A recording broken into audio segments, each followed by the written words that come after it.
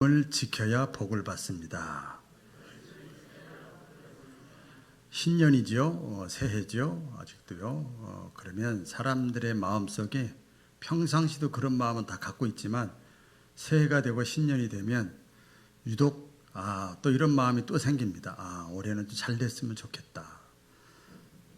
좀 성경적인 표현을 하면 복 받았으면 좋겠다. 잘 풀렸으면 좋겠다. 그런 그 바람들이 다 있습니다. 축복을 받고자 하는 마음 다 있어요. 다 있잖아요. 어떤 것이든 간에. 그런데 우리가 지금 하나님 앞에 나왔잖아요. 예배 드리잖아요. 기억을 하셔야 돼요.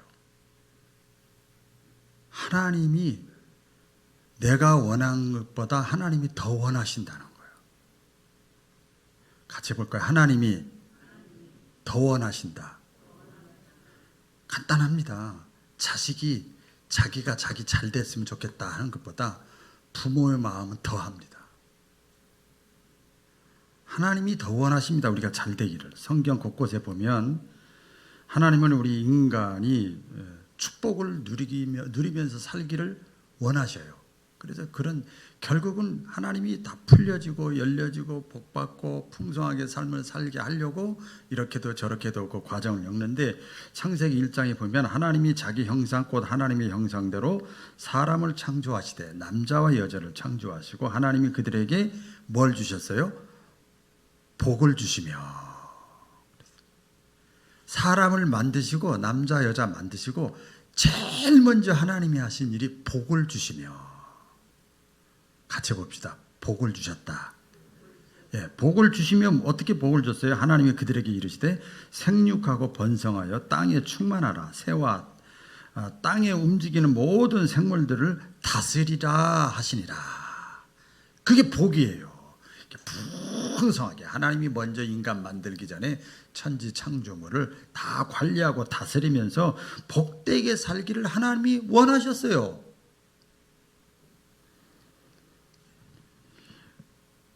그래서 우리가 신앙생활하면서 기억을 해야 될 것은 뭔가 하면, 그러면 잘 되는 것, 복 받는 것, 이 복은 어디서 오는 건가? 누구에게서부터 복이 오는 건가? 그냥 성경대로 표현할게요. 복의 근원이 누구인가? 이걸 우리가 기억을 해야 되는데요. 하나님은요, 결론부터 말씀을 드릴게요. 하나님은 복을 주시는 분이세요. 할렐루야. 복을 주시는 분이에요. 이걸 다른 말로 하면 복의 근원이에요. 이걸 다른 말로 하면 샘이요, 샘. 계속 나오는 거예요. 하나님이 그런 분이십니다. 지난주에 송구 영신 예배를 우리 교회에서 드렸고, 다 이제 전국적으로 한 데도 있고 못 한 데도 있고 이렇게 하는데요. 제가 그때 분명히 얘기를 했습니다. 아마 들으신 분 알 거예요. 이번 송구용 12월 31일은 강원도 사람들 못 갈 거다. 정부에서 다 해돋이 자장 다 막아놔가지고. 그렇게 뉴스를 들었어요, 제가. 그리고 그 다음날 뉴스 보면 깜짝 놀랐어요. 그 해돋이를 볼 수 있는 그 장소가 있더만요. 거기만 막아놓은 거야. 그러니까 많은 사람들이 전국에서 몰려드는 거예요. 이틀 전에 온 사람도 있고 하루 전에 온 사람도 있고 해가지고 이 숙박비를 5, 6배 더 덤탱이 쓰고 더 주고도 일출을 보려고, 새해 첫 해 뜨는 걸 보려고 가득 메워지고요. 그 숙박업소가 다 매진됐다는 거예요. 그 다음날 제가 뉴스를 봤어요. 그래서 아이고, 제가 회개했다니까요. 왜 회개했을까요? 살아계신 하나님, 복의 근원 되신 하나님인 것을 성경에도 물론 기록되어 있고 나름대로 확신을 갖고 말씀을 많이 전했는데, 우리 신자들 중에서 보니까 집에서 잠자고 TV 보고 몇 시간 오는 것도 아니고 몇 박 며칠 있는 것도 아니고 시간을 몇 시간 드리는 것도 아닌데도 제가 회개했어요. 여러분, 떠오르는 태양을 바라보면서 소원을 빌면 복이 임해요? 아니잖아요. 그런데 마음이 그렇단 말이에요. 새해가 되면. 그러니까 다 배운 사람인데도 가는 거예요. 예? 어떤 사람은 토종 비결, 점치는 집에 지금 문전성시를 이루는 거예요. 제가 잘 몰랐는데요. 익산에 되게 보니까 최소 10만 원이더만. 5분밖에 안 봐주는데, 어구야, 참. 점치는데 말이에요. 서울은 엄청 비싸대요. 그때 예약제로 그것도. 마음이 알겠지만 얼마나 어리석고 미련합니까? 제가 선포합니다, 여러분. 오직 복을 주시는 분, 생사화복의 열쇠를 가지신 분은 하나님 한 분인 것을 믿을 수 있기를 축원합니다. 이 땅에서 복된 삶을 살 수 있는 유일한 길이 어디에 기록되어 있느냐? 성경에 다 기록되어 있어요. 다 오픈했어요. 공개했어요. 비밀이 아니에요. 다 나왔어요. 사건을 통해서, 민족을 통해서, 개인을 통해서 막 나와 있잖아요. 구약에 대표적으로 이제 한 사람 소개하면 한나라고 하는 여인이 있었어요. 자식을 못 낳았어요. 멸시천대를 받았어요. 그렇죠? 그래서 하나님께 자식을 달라고 막 기도했어요. 막 기도했어요. 그랬더니 하나님께서 사무엘이라고 하는 자식을 주셨어요. 그러니까 이게 간단하게 말씀드렸어요. 그렇지. 그 오랜 시간 동안에 못 낳게 돼 있는 거예요. 다 누가 봐도 요새 말로 하면 과학적으로, 의학적으로, 상식적으로 불가능한 얘기야. 그런데 기도했더니 자식을 얻은 거예요. 그때 한나가 다 깨달은 거예요. 깨닫는 것이 사건을 통해서 깨닫더라고요. 평범할 때 못 깨달아. 그래서 한나가 고백을 합니다. 사무엘상 2장 6절 7절에 하나님이 어떤 분인가를 알았어. 깨달았어요. 여호와는 죽이기도 하시고 살리기도 하시며 스올에 내려놓기도 하시고 거기서 건져 올리기도 하시고 여호와는 가난하게도 하시고 부하게도 하시고 낮추기도 하시고 높이기도 하시는도다. 그런 하나님인 것을 이 한나라고 하는 여인이 확신한 거예요. 깨달은 거예요. 이런 깨달음의 은혜가 있기를 축복합니다. 그러니까 생명의 주인이 하나님이라는 거, 생사화복, 흥망성쇠의 모든 것이 모두가 다 하나님의 손에 달려있는 거예요. 그 역사와 창조의, 그 다음에 개개인의 삶의 주인은 하나님이라는 거예요. 하나님. 우리 젊은 사람들 쓰는 용어 가운데 한 글자로 짱이라는 말이 있어요. 얼굴이 우리 강나리 자매같이 이쁘고 또 저같이 멋있고 혼자만 하면 또 교만할까 봐. 그러면 얼짱이라고 그럽니다. 얼짱. 그렇죠? 그리고 또 몸매가 좋고 몸이 다 근육들로 돼 있고 아주 몸이 보기 좋으면 몸짱이라고 그래요. 몸짱. 그런 얘기를 해요. 다 속어로 쓰잖아요. 그런데 우리 믿는 사람들이 야, 본보기가 된다. 괜찮다. 참 본받을 만하다. 진짜 신앙 좋다.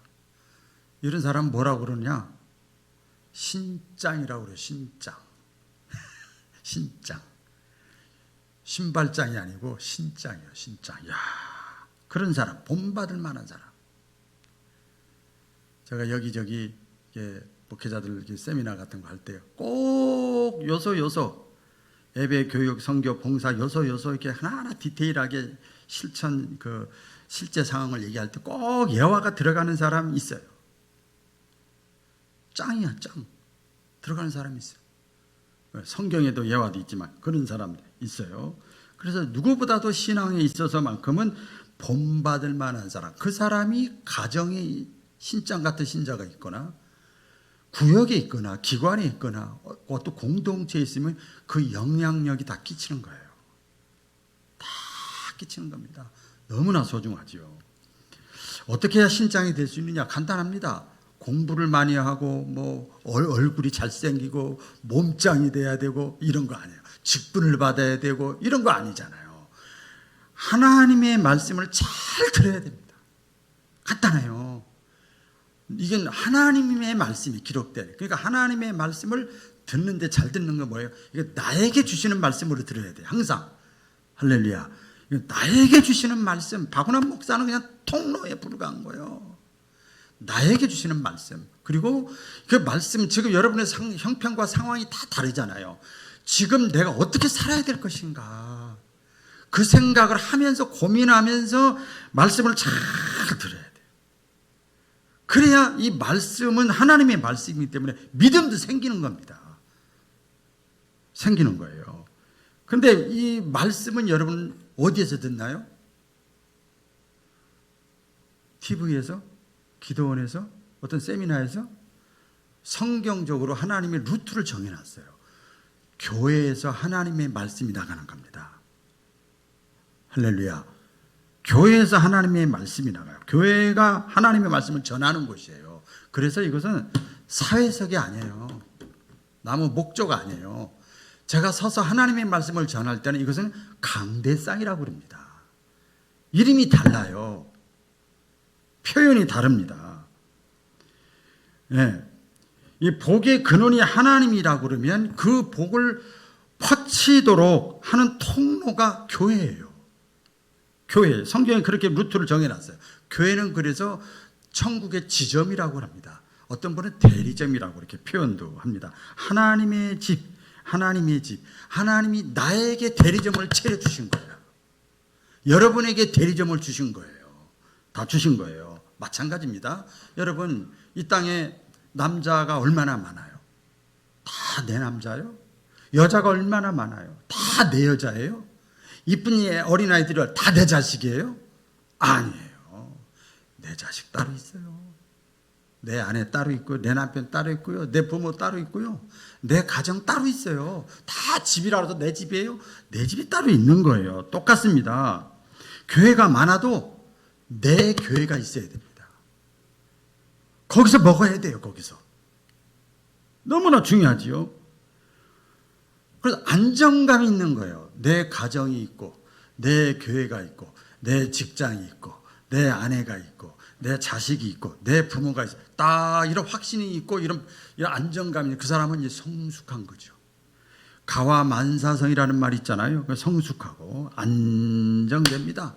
어떤 걸 몇 개도 집착하고 흔들리지 않습니다. 그렇잖아요. 우리 처녀 총각 우리 보세요.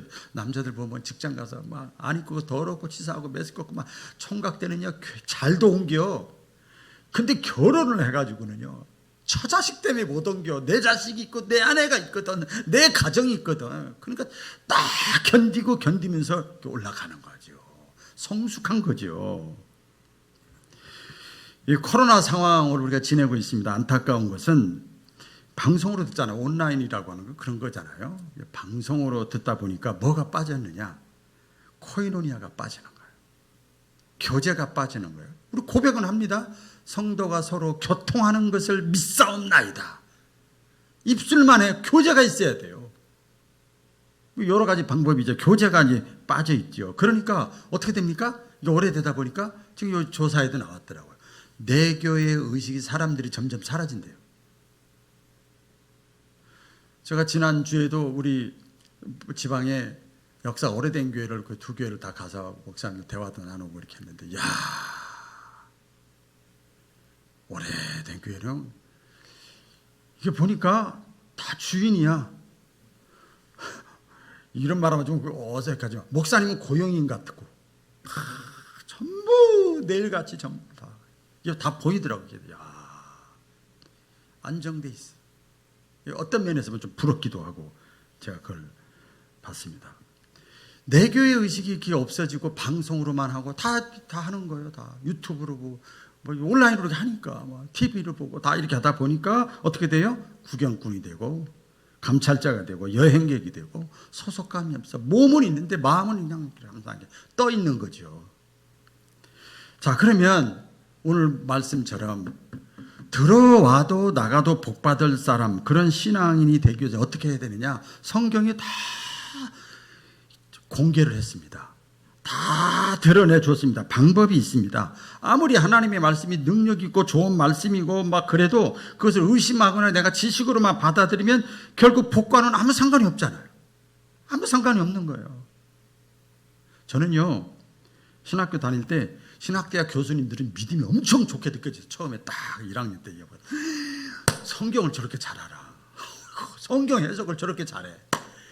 이야, 믿음이 엄청 좋겠다. 나중에 보니까 지식은 지식으로 끝나더라고요. 믿음하고는 상관없는 걸 많이 발견했어요. 여러분, 하나님의 말씀은 지켜야 복이 됩니다. 같이 해볼까요? 하나님의 말씀은 지켜야 복이 됩니다. 그리고 다른 말로 순종해야 된다는 거지요. 그 TV에 새롭게 하셔서 기독교 방송에 보면 박용문 목사님 그 간증이 나오는데, 박용문 목사님이라는 분이 있어요. 유튜브에도 나와요. 보니까 그 박용문 목사님의 어머니가 아주 그 신앙의 신짱입니다. 신짱. 본보기가 됐던 사람인데, 북한 출신인데 머슴의 아들로 태어난 이 박 목사님이 있는데, 가난하게 자랐지만 어머니가 믿음이 너무 좋은 거예요. 그래서 이 박용문 목사를 신앙의 훈련을 엄청나게 시키는 거예요. 네? 링컨의 어머니 같이, 저희 어머니 같이. 때로는 협박하고, 때로는 사탕도 주고, 때로는 용돈도 주고, 때로는 붙잡고 울기도 하고, 막 이렇게 막, 그래서 말씀을 이렇게 가까이 하게 하고, 막. 그래서 세 가지를 그 간증하는 거 보니까요. 하나님이 그냥 말씀하신 대로요. 11절을 드려라. 용돈 중에서도 드려라. 용돈 중, 우리 교회도 용돈에서 드리는 분이 있어요. 제가 알죠. 철저하게 주일 성수를 해라. 내 집이니까. 그리고 하루를 시작하기 전에 기도와 말씀으로 시작해라. 하나님의 말씀이거든요. 그걸 가르친 거예요. 그래서 이 가정에 보잘것없는 이 집인데, 신짱 어머니 때문에 이 가정의 자녀들이 4명의 목사가 나왔고요. 의학 박사가 2, 공학 박사가 2. 뭐 남의 얘기가 아니에요. 이렇게 복을 받은 거예요. 성경에 보면 하나님의 말씀을 순종하고 지켜서 복이 된 사람들이 많이 있어요. 구약의 사울왕 같은 데 보세요. 처음에 사울왕, 우리 부정적인 의미도 있지만 처음에 왕이 될 때는요, 선지자의 말에 그렇게 순종을 잘했어요. 그래서 이스라엘의 초대 왕이 된 거예요. 아람의 군대 장관이었던 나아만 장군이 병 걸렸잖아요. 문둥병 걸렸잖아요. 그런데 그 병이 언제 나았어요? 언제 나왔어요? 선지자 엘리사 선지자의 말에 순종하는 그 순간에 나은 거예요. 지킬 때 나은 거예요. 뭐 너무나 잘 알잖아요. 사르밧 과부가 다 먹을 거 다 떨어졌는데, 그때 예수님의 말씀에 그릇을 가져오라니까 말이 안 되는데 가져오라니까 가져오는 거예요. 그때 가득 찬 거예요. 베드로가 여러분 아시잖아요. 어부잖아요, 직업이. 밤이 맞도록 고기를 잡으려고 했는데 못 잡았어요. 근데 예수님이 나타나셔서 깊은 데 가서 그물을 내려라. 당연히 깊은 데 가서 그물을 내렸지. 그런데 주님이 말씀하시니 내가 다시 가서 그물을 내리리이다. 따라해 보겠습니다. 다시 가서. 여러분이 우리가 신앙생활 어느 정도 했으면 다시 가서를 잘해야 돼요. 다시 처음으로, 다시 기본으로. 다시 가서 그물을 내렸더니 그물이 찢어질 정도로 잡혔어요. 이게 축복이에요. 말하면 하나님의 말씀에 순종했더니 지켰더니 복이 된 거지요. 여러분, 성경은요 이렇게 66권 길게 두껍게 있어도요 딱 둘로 나눠져 있습니다. 하라는 말씀하고 하지 말라는 말씀이에요. 간단합니다. 복잡하게 생각하면 안 돼요. 단순합니다. 하라 그러면 하면 되는 거고, 하지 말아라 그럼 안 하면 되는 거예요. 간단하죠. 신앙생활 간단합니다. 그러니까 더 디테일하게 말씀을 드리면, 하라 그러면 하려고 애써야 돼요. 하지 말아라 그러면 하지 않으려고 애를 써야 돼요. 애쓰는 거예요. 우리 완벽하게 다 못 지키지만 애쓰면 그때 딱 건져주는 거예요. 하나님 그렇게 역사하시더라고요. 율법의 요구를 다 지키기를 원하시는 게 아니에요. 애쓰는 거지요. 그런데도 우리가 하나님의 말씀을 읽고 많이 들었는데도 지키지 못하는 사람들이 얼마나 많아요. 저를 비롯해서 많잖아요. 어떤 분이 그런 얘기를 해요. 가정은 뭐냐? 가정은 행복의 통로다. 동의하시죠? 행복의 통로. 그 교회는 뭐냐? 하나님의 집인데 교회는 축복의 통로예요. 할렐루야. 축복의 통로입니다. 교회는 하나님의 집이고 예배드리는 곳이에요. 그래서 이 교회에서부터 하나님의 축복의 물꼬가 흘러나가게 돼 있어요. 그게 대표적인 게 나오잖아요. 헐몬산에서 이스라엘 헐몬산에서 눈이 녹아서 이렇게 물이 흘러서 그다음 사람들이 사는 거 갈릴리 사해 쭉 그 물꼬를 열고 내 마음을 받아들여. 그러면 그 물이 들어와서 기름진 땅이 되는 거예요. 헐몬산이 교회고 이 물이 흘러나가는 게 하나님의 말씀이에요. 그렇게 이 축복의 통로로 하나님이 만드셨어요. 구약의 복하면 생각나는 뭐 여러분 있죠. 요셉도 있고 뭐 야곱도 있고 뭐 이삭도 있고 다 있지만 아브라함이 대표적이잖아요. 아브라함에게 하나님이 복을 주셨어요.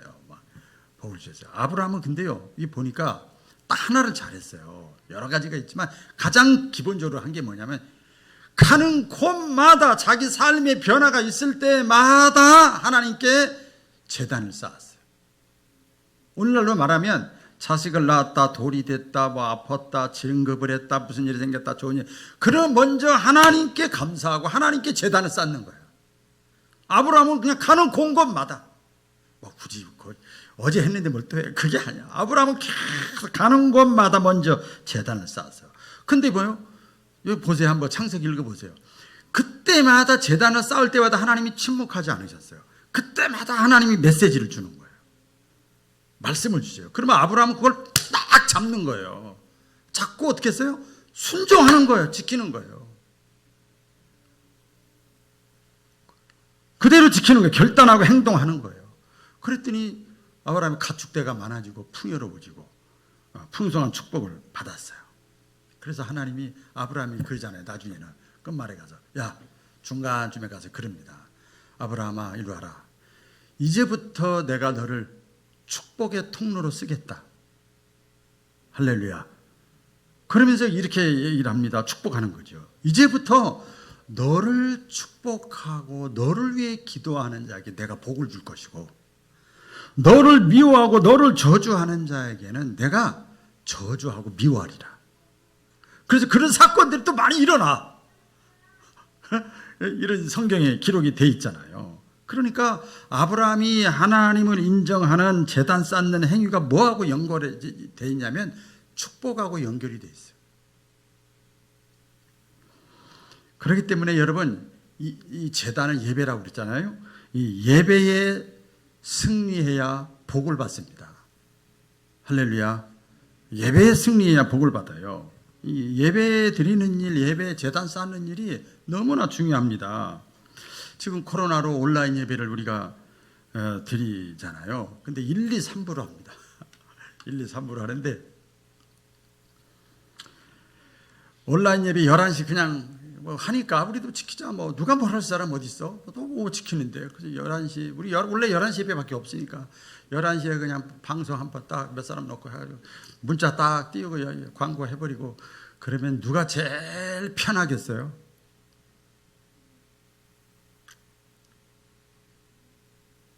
생각해 보세요. 그런데 1, 2, 3부로 나눠서 구역별로 쪼개고 부서별로 쪼개가지고 지금 이렇게 예배를 드려요. 누가 제일 힘들까요? 오늘 일부 예배 때 물어봤더니 반주자가 제일 힘들대. 그래서 맞다. 그 생각은 미처 못했어. 여러분 지금 반주자, 음악 감독이 여기 그 교역자들이야 그렇다 하더라도 방송 저 하는 사람들은 3번 똑같은 설교를 들어요. 일찍 나와가지고. 그래 그 사람 힘들다. 저도 엄청나게 힘들어. 인간적으로. 어떤 분 그래요. 이게 조그마한 교회인데도 뭐 이렇게 얘기하잖아. 이쪽 전라북도는 또 직접 합법을 안 쓰잖아요. 뒤로 딴 사람한테 이렇게 불만을 얘기하잖아요. 그게 주특기잖아요. 그런데 목사님 너무 보수적이야. 너무 뭐 열려 있는 것 같은데 꽉 막혔어. 뭐 제가 들은 소리요. 시대 감각이 떨어진 것 같아. 골이 타고난 것 같아. 이렇게 비슷한 용어로 저에게 이렇게 압박이 와요. 왜 그런 게 와요? 제가 그때 기도했죠. 고민하죠. 하나님 어떻게 하면 좋겠습니까? 이때 성령께서 깨닫게 하시더라고요. 하나님이 야 내가 가장 이때 이 상황에서 내가 뭘 기뻐하겠는가 생각해봐라. 아 성도의 교제가 있어야 되겠구나. 그냥 우리가 단순히 그렇다고 소모임 할 수도 없고 그렇죠? 그게 대면 예배예요. 대면 예배입니다. 아 하나님이 기뻐하시는 게 뭔가. 그래서 대면 예배 최대한 들을 수 있도록 하는 거예요. 반응들이 또 좋더라고요. 예? 그리고 목회자의 마음에서 제가 보니까 지금 가뜩이나 코로나 상황으로 길게 장거리가 되다 보니까 길어지다 보니까 신자들의 믿음이 점점 떨어지는 게 다 보이잖아요. 차라리 믿음 없던 사람들이 떨어지면 덜 억울한데 제가 볼 때 믿음이 어느 정도 있던 사람이 떨어지면 그동안 믿은 거 다 허당이잖아. 얼마나 억울해. 억울해서라도 난 그렇게 못하겠어. 믿음이 떨어지는 게 보여요. 그리고 이렇게 보니까 교회 참석을 안 하니까 내게 의식이 사라지는 거예요. 이번에도 교회가 이렇게 막 얼어버리고 막 이 비상사태 걸렸는데 그러더라고요. 어느 분 그래. 제가 수요일날도 나가고 새벽도 나가고 막 교회 계속 나갔으면 그 관리가 됐을 텐데 일주일에 한 번만 딱 갔다 오니까 미처 그 생각을 못했어요. 아 그렇구나. 저는 원래 그쪽 전문가가 아니니까 또 모르죠. 이렇게 계속 하다 보면 떠돌이 신자들이 많아지겠구나. 성령께서 저에게 생각이 나게 하시는 거야. 동시에 야 내 종아 남의 자식 잘못되면 사람들이 뭐라 그러는 줄 아냐? 남의 자식 잘못되면 어떻게 돼요? 속썩이고 그러면 아, 괜찮아 기도해 잘 될 거야 좀 기다려 다 그래 잘하면서 다 그래 아주 여유가 있어요. 그런데 내 자식 잘못되면 여러분 어떡합니까? 안절부절합니다. 어쨌든 간에 믿음 들어가게 하려고 어쨌든 간에 제자리 회복시키려고 막 협박도 하고 눈물도 흘리고 막 용돈도 주고 막 별 수단을 다 쓰는 거예요. 이렇게도 예배도 드려보고. 이 요한 3서 2절에 보면 말씀 있잖아요. 사랑하는 자요. 여러분 자녀 사랑하는 자. 하나님이 저와 여러분을 사랑해요. 사랑하는 자요. 내 영혼이 잘된 같이 네가 범사에 잘되고 형통하고 강건하여 지리라. 그러니까 하나님과의 관계가 먼저 회복이 잘 돼야 돼요. 여러 가지가 있지만 하나님의 말씀을 듣고 하나님과 제단을 짰어요. 할렐루야. 바로 그거거든요. 말씀을 읽거나 듣기는 하지만 지키지 못하는 사람들이 뭐라고 그러는지 아세요? 영적 장애인이라고 그래요. 신체 장애만 장애가 아닙니다. 신앙생활 중에서 가장 위험하고 무서운 것이 뭔가 하면 잘 듣긴 들어 나름대로 듣는데 그 길 가시밭과 같은 마음이죠. 들었는데 행동이 없는 거예요. 그러면 영혼의 장애자예요. 그러니까 다른 말로 하면 귀로는 듣고 다 들을 그렇게 해야 되겠다. 그래야 돼. 맞아. 그냥 목사님의 말이 아니라 하나님의 말씀이다. 맞다. 내가 살아야지 뭐 이렇게 했어. 그런데 몸과 마음이 손이 따라가질 않아. 이거 영적 장애인이요. 영적 장애인이지요. 손발이 움직이지 않는 거예요. 우리 신체 장애인도 그렇지 않습니까? 생각은 우리 정상인하고 똑같습니다. 근데 손과 몸이 안 따라가는 거예요. 지금까지 여러분은 얼마나 많은 하나님의 말씀을 들었습니까? 올해도 또 들을 텐데 혹여 목사님 말씀 너무 많이 들어서 이제 새로운 말씀 뭔가 있으면 제가 그때 결단할게요. 그때 내가 지킬게요. 혹시 그런 사람 있어요? 새로운 말씀을 더 듣고 싶어요. 하나님의 말씀을 많이 들었는데 내가 몇 퍼센트 순종하는가? 최종적으로 성경에 오늘 본문에 말씀하죠. 요한계시록에 이 예언의 말씀을 읽는 자와 듣는 자와 그 가운데 기록한 것을 뭐라 그래요? 지키는 자가 복이 있나니. 할렐루야. 따라해 보겠습니다. 지키는 자가 복이 있나니. 복이 있다요. 아까 창세기에 사람을 만드시고 복을 주사 이렇게 하고 마지막 계시록에는 이 말 지키는 자가 복이 있나니. 그래 뭐라고 그래요? 때가 가까움이라. 오늘 본문에 때가 가깝다고 하는 이유는 그 말씀 무슨 뜻인가 하면 말세가 되면 하나님의 말씀을 지키는 사람들이 점점 적어질 것이라는 거예요. 여러 가지 상황과 분위기가 점점 하나님의 말씀을 지키기가 힘든 때가 다가온다는 거예요. 그럼에도 불구하고 하나님의 말씀을 내가 어떤 상황이 와도 내가 끝까지 하나님의 말씀의 캐논 기준을 잡고 내가 지켜 행하면 그게 하나님의 주권을 인정하는 겁니다. 내가 말을 하면 들어야지요. 잠언 3장 6절이 있잖아. 너는 범사에 어떤 경우라도 하나님을 인정하라. 하나님의 말씀을 지켜 행하라. 그리하면 그가 너의 인생길을 지도해 주시리라. 이거 축복이잖아요. 이런 축복에 한 해가 되어질 수 있기를 주의 이름으로 축원합니다. 기도하겠습니다.